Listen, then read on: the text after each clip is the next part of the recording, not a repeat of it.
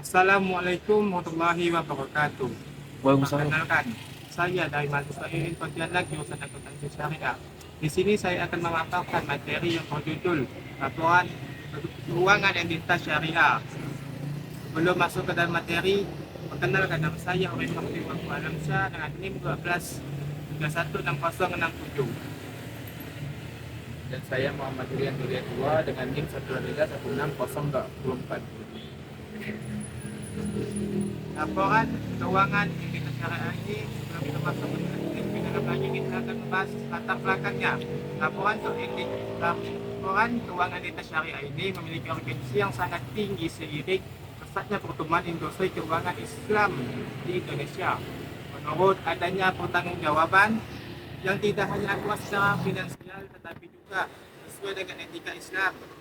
Intinya dari pelaporan ini adalah kepatuhan terhadap prinsip-prinsip syariah yang secara fundamental melarang riba atau bunga, masyarakat judi atau spekulasi dan johor atau ketidakjelasan.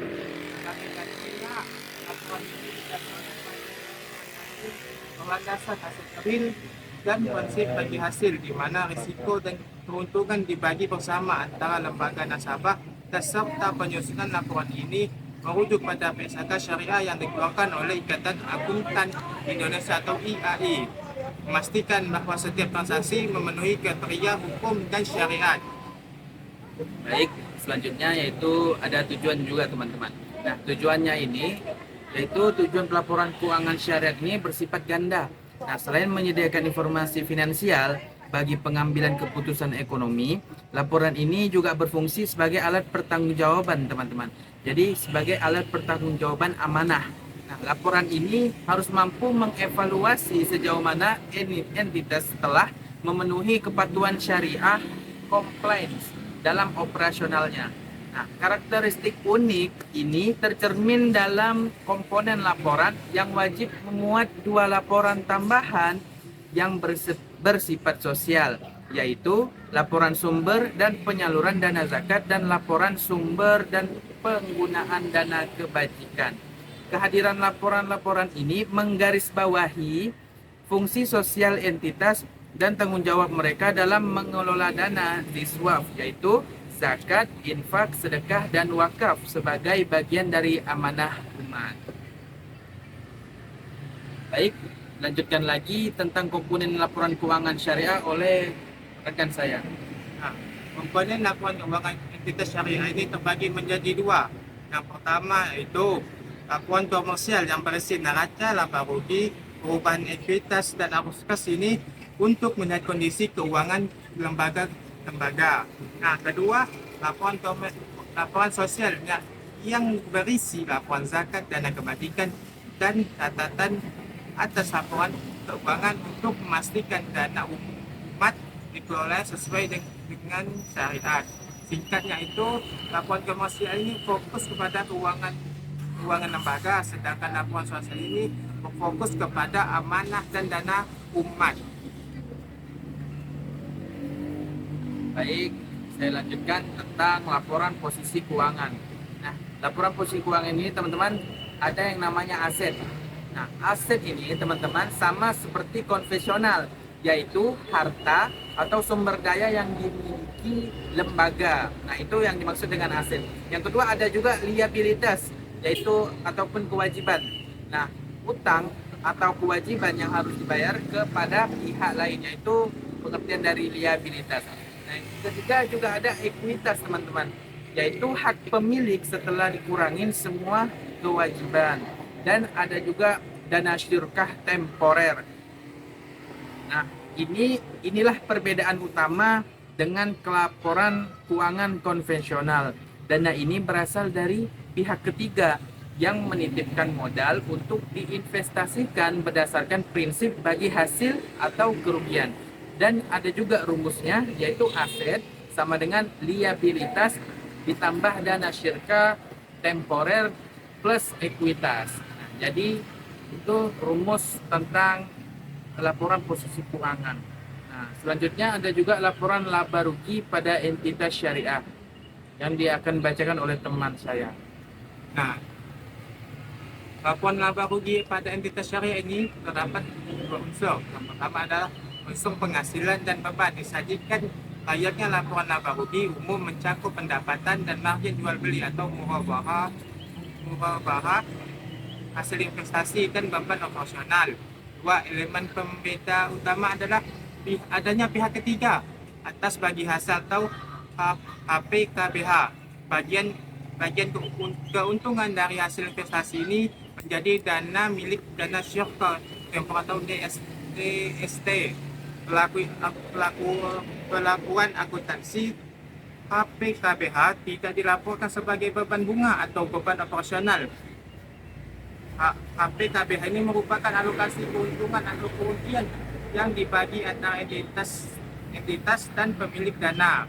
Prinsipnya, jika rugi, tidak ada bagi hasil yang dialokasikan kepada pemilik DST, kecuali kerugian akibat kelalaian.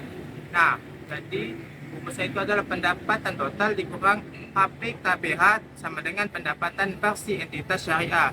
Nah, kita menuju ke materi selanjutnya, itu ada laporan khusus akan dibacakan oleh teman saya.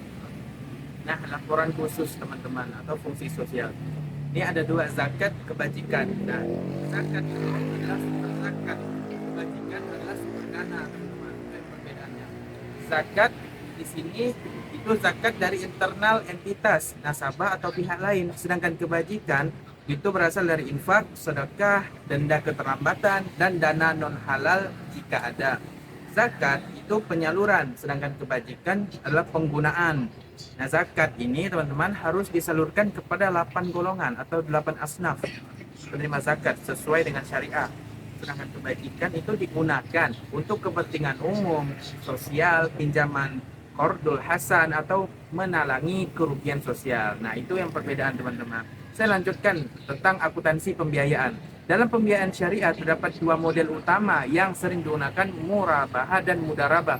Keduanya memiliki prinsip berbeda dengan pinjaman konvensional, di mana keuntungan tidak didasarkan pada bunga tetapi pada akad yang telah disepakati. Nah, yang pertama itu ada model murabahah. Nah, dapat dipahami sebagai akad jual beli. Dalam model ini, bank bertindak sebagai perantara yang membelikan barang yang Anda butuhkan. Nah, misalnya motor atau rumah. Nah, setelah barang tersebut resmi menjadi milik bank, barulah bank menjualnya kembali kepada Anda dengan harga yang sudah ditambahkan margin atau keuntungan yang telah disepakati di awal. Jadi keuntungan bank berasal dari margin harga ini, bukan dari bunga. Itulah yang membedakan bank syariah ini dengan konvensional, teman-teman. Nah, model kedua yaitu adalah mudarabah yang berfokus pada konsep bagi hasil. Di sini hubungan antara bank dan Anda adalah sebagai mitra. Bank menyediakan modal sepenuhnya dan bertindak sebagai pemilik modal.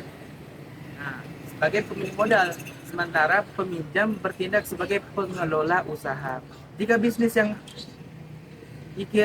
Anda pinjamkan jalankan mendapat keuntungan, maka bank dan peminjam akan berbagi keuntungan sesuai dengan nisbah atau persentase yang telah disepakati.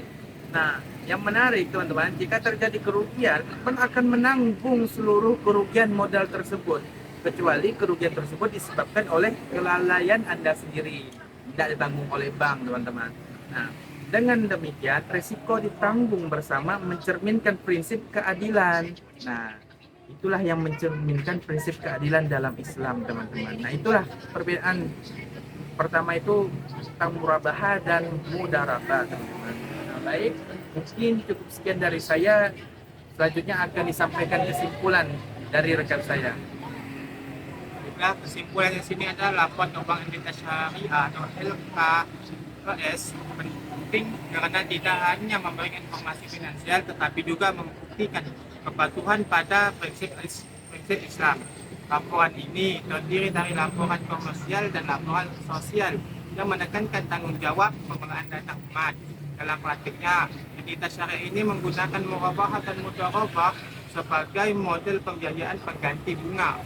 Ciri khasnya itu terlihat pada dana syurga kontemporer atau DST dan hak pihak ketiga atas bagi hasil atau HPKBH yang diperlukan khusus sesuai prinsip syariah. Mungkin sekian presentasi penyampaian materi tentang laporan keuangan entitas syariah. Wassalamualaikum warahmatullahi wabarakatuh.